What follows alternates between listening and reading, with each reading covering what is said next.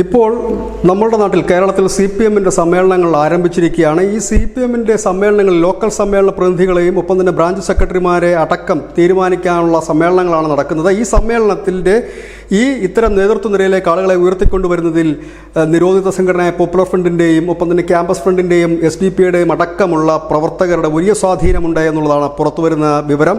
ഈ popular front നിരോധിച്ചപ്പോൾ തന്നെ അതിൻ്റെ പ്രവർത്തകർ പല രാഷ്ട്രീയ പാർട്ടികളും ചേക്കേറും എന്നൊരു വാർത്തകളും ഉണ്ടായിരുന്നു. ഏതായാലും ഇപ്പോൾ CPM-ന്റെ പാർട്ടി സമ്മേളനങ്ങൾ ആരംഭിച്ചത് മുതൽ തങ്ങളുടെ ആശയവുമായി ചേർന്ന് പോകുന്ന ഒരു നേതൃത്വ നിരയിലേക്ക് എത്തിക്കുവാനുള്ള വലിയ നീക്കം തന്നെ തിരുവനന്തപുരത്ത് നേമം, കരമന, ഭീമാപ്പള്ളി, എറണാകുളത്ത്, മട്ടാഞ്ചേരി അടക്കമുള്ളിടത്തേക്ക് വലിയ രീതിയിൽ, അതായത് പോപ്പുലർ ഫ്രണ്ടിൻ്റെയും ഒക്കെ ക്യാമ്പസ് ഫ്രണ്ടിലുമൊക്കെ പ്രവർത്തിച്ചിരുന്നവർ പിന്നീട് കുറച്ച് നാൾ പ്രവർത്തിക്കാതിരിക്കുക, മറ്റു രാഷ്ട്രീയ പാർട്ടികൾ ചേക്കേറുക, തങ്ങളുടെ മാതൃസംഘടനയുടെ ആശയം അതിലൂടെ നടപ്പാക്കുക ചെയ്യുകയാണ്.